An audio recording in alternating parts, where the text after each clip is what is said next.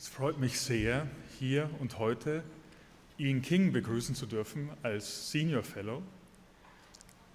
Die Frage ist nun, wie ist Ian King Senior Fellow geworden? Sie müssen nur einmal in seinen Lebenslauf gucken und Sie werden dort sofort entdecken, dass er viele Charakteristika mitbringt, die dafür notwendig sind. Ian King ist Volkswirt, genauso wie ich. Er ist Makroökonom und forscht auch zu Themen der Arbeitsmarktforschung, Suchtheorie, aber auch zu zahlreichen anderen Themen, die gesellschaftlich relevant sind, zum Beispiel Entwicklungsökonomik.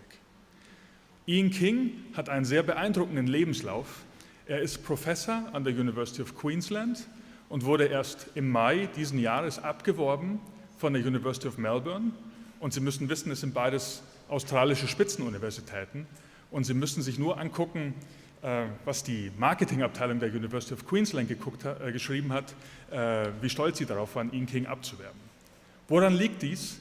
Ian King hat, wie gesagt, einen beeindruckenden Lebenslauf. Er ist Spitzenforscher, hat in zahlreichen Spitzenjournalen publiziert. Er wird von vielen anderen Wissenschaftlern zitiert. Und darüber hinaus weist er einen unglaublich internationalen Lebenslauf auf. Er ist Kanadier, hat aber Stationen beruflicher Natur in Kanada, USA, Neuseeland, Australien und darüber hinaus Forschungsaufenthalte an zahlreichen Universitäten weltweit.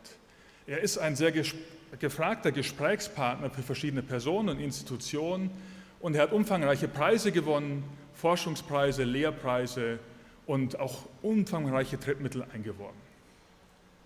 Nun ist natürlich die Frage, wie kommt jemand wie Ian King hier nach Nürnberg? Und ich werde Ihnen dazu gleich noch zwei Geschichten erzählen, aber vielleicht vorab. Die Beziehung mit Nürnberg begann im Jahr 2010 und seitdem war Ian King insgesamt 4-mal hier, teilweise für mehrere Wochen. Und es ist immer wieder eine Freude, wenn er zurückkommt, weil es im großen Ausmaß Interaktion wissenschaftlicher Natur gibt.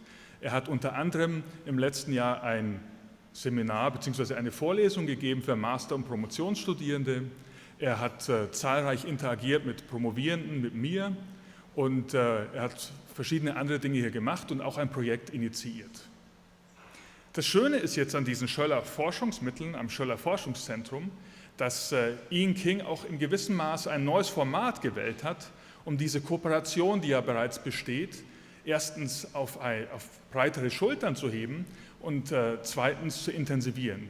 Denn freundlicherweise hat Ian King sich bereit erklärt, einen Teil seines Preisgeldes dafür zu verwenden, dass auch andere Wissenschaftlerinnen und Wissenschaftler, insbesondere Nachwuchs, an diesem Projekt mitarbeitet und dort auch wissenschaftlicher Austausch zwischen der University of Queensland und Nürnberg stattfinden kann.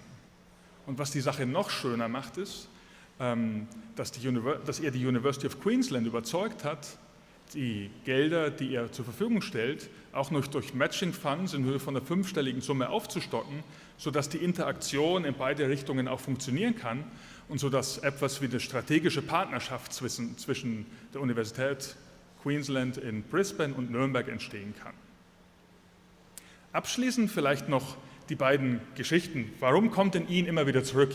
Ich habe ihn nicht gefragt, aber ich spekuliere jetzt mal auf zwei Arten. Meine erste Geschichte ist im Jahr 2010, wir kannten uns zu diesem Zeitpunkt noch nicht, habe ich eine Anfrage bekommen aus Würzburg von einem Kollegen, ob wir uns denn vorstellen könnten, dass Ian hier ein Seminar hält, weil Ian war in Würzburg zu diesem Zeitpunkt. Natürlich habe ich mich sehr gefreut, denn der Lebenslauf war sehr beeindruckend. Da zu diesem Zeitpunkt die Hotelpreise in Nürnberg wieder mal prohibitiv teuer waren, habe ich ihn angeboten, mit Angela bei mir zu Hause zu bleiben. Und ich weiß es nicht, ob es Freude war oder nicht, aber am nächsten Morgen durfte er dann Weißwurstfrühstück genießen. Und ich habe schon den Eindruck, dass er die Lebensart hier im Süden Deutschlands sehr genießt. Ich gebe Ihnen noch einen zweiten Grund, der vielleicht etwas ernsthafter ist, nämlich in der Form, dass wissenschaftlich, und da muss ich ein bisschen selbst beweihräuchern, mittlerweile in Nürnberg ein sehr guter Standort für Arbeitsmarktforschung ist und dass wir hier durch die Kooperation mit dem Institut für Arbeitsmarkt- und Berufsforschung Zugang zu zahlreichen Datenquellen haben, die weltweit einmalig sind und dass es hier auch ein gemeinsames Graduiertenkolleg zwischen FAU und IAB gibt, wo Ian King auch sein erstes Kooperationsprojekt angestoßen hat. Also vielleicht hat dies neben den Weißwürsten auch dazu beigetragen, dass Ian immer wieder gerne zurückkommt. Und in diesem Sinne freue ich mich sehr, dass Ian King, der gleich sein Forschungsprojekt vorstellen wird, hier an uns gebunden bleibt, dass wir diese Kooperation intensivieren können. Allerdings muss ich sagen Ihnen, ich habe ein bisschen geschummelt. Weißwürste sind gar nicht fränkisch. Denn es ist so, du hörst hier immer wieder Franken und das ist vielleicht für den Australier etwas verwirrend, denn eigentlich dachtest du vielleicht, du bist in Bayern, aber Bayern hat einen Süden und einen Norden und der Weißwursthorizont oder der Weißwurstäquator verläuft eigentlich an der Donau. Ich hoffe, du verzeihst mir diese kleine Schummelei und ich hoffe, du kommst trotzdem immer wieder zurück. Herzlichen Glückwunsch zu diesem Preis.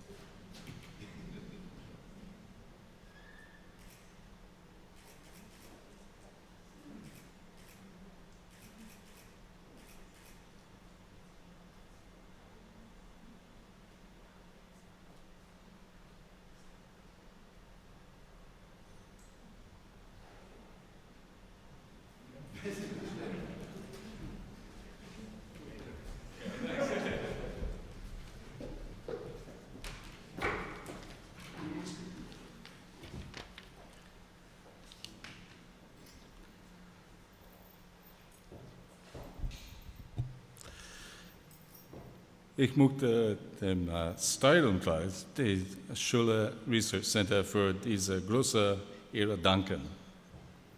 Dankeschön.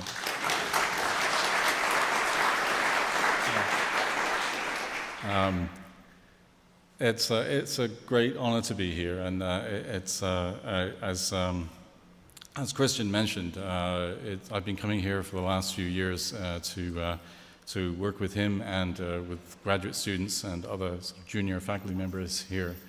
And the work that this project is based on really comes out of those conversations over the years. And it's it really the main topic is about inequality and unemployment and what causes them and what we can do about them and the relationship between different countries. In particular, we're looking at Australia and Germany. So inequality is something that's become really one of the biggest, most serious issues: inequality in income and inequality in wealth in global economies today. So. There's, of course, a famous book by Thomas Piketty, which has actually become a bestseller, which is very, very unusual for economics books. And the fact that it's such a well-read book, I think, attests to the fact that this is really quite a serious problem of inequality.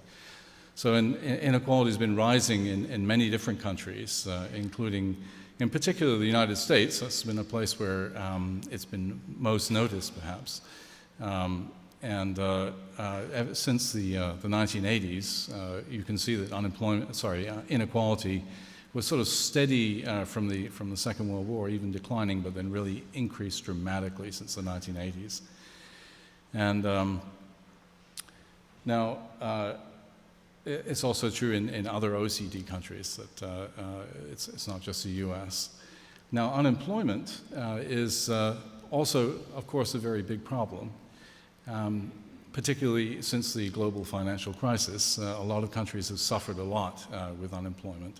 So again, I'll mention the United States as a sort of typical country in this regard, where the unemployment rate doubled from approximately 5% to approximately 10% in a very short period of time, and has taken it's finally found its way back, but it's been a long, hard road back. And many other countries in the world, of course, haven't really found their way back. In Europe, there are several countries with very high unemployment rates and a couple with unemployment rates above 20%. These are very difficult and important issues. Now, two countries actually stand out as exceptions to these effects, and they are Germany and Australia. So if you look at, for example, German inequality since the post-war, it has been pretty stable, except for in the last 10 years it's been creeping up. But relative to other countries in the world, Germany's actually had quite stable and not really increasing inequality. And in Australia, it's even more remarkable. The inequality in Australia really hasn't changed since really the 1950s. And in unemployment, unemployment in Germany since the global financial crisis has been quite remarkable. So the unemployment rate initially before the crisis was about 7%, and when the crisis hit, it went up somewhat to about 8%, but then has been declining at quite a dramatic rate ever since. So it's really seen as a tremendous success story relative to other countries. And in Australia, again, Australia wasn't really affected much by the global financial crisis when it hit, at least with regard to unemployment. So the unemployment rate was approximately 4.5% before the crisis, and then it went up, but only to about 5.5%.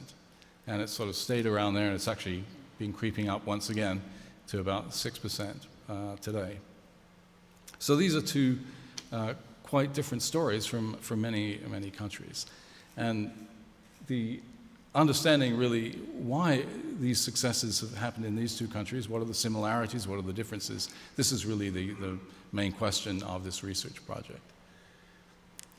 The methods that we're going to use are what I think of as being relatively standard, but hopefully state-of-the-art macroeconomic modeling, where we're building a quantitative macroeconomic model, which has embedded in it people making decisions about what types of skills they're going to invest in, and for firms, what types of jobs, some good high-quality jobs or lower-quality jobs, and also in a policy environment. So thinking very carefully about different policies of different branches of governments having to do with unemployment benefits, but also the tax structure, how the tax structure affects unemployment and the choices that firms make about good versus bad jobs. So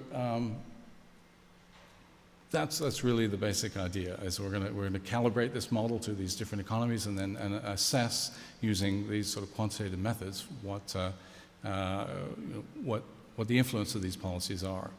Of course, in Germany, there's been the dramatic policies of the Hartz reforms, and I never fail to be amazed at how effective those reforms seem to be. And actually, I've been involved in a project with Anja Bauer, who's a PhD student here, using a prototype model, a somewhat simple model to really look at, assess the effects of the Hartz reform in the context of this sort of modeling environment where you have frictions. And we're finding that it is actually possible to understand these effects depending on the assumptions you make and the measurements you make. So I've been in the years that I've been coming here, I've been impressed with many things, and working with Christian and actually people from his chair, and it's struck me what a high quality graduate program this is here, and I found it very rewarding working with the people here, and that's why I want to use the majority of these funds really to enable further collaboration between both myself but also graduate students at the University of Queensland, bringing them here and also bringing students from here to Queensland and maybe Australia more generally. So that's sort of how I would prefer to sort of use these funds. And I did manage to, as Christian mentioned, secure matching funds from the University of Queensland. They're very interested in participating in this. So I would like to just end off by thanking everybody here and the Schöller Foundation for making all of this possible. And I look forward to working with everybody here. Thank you.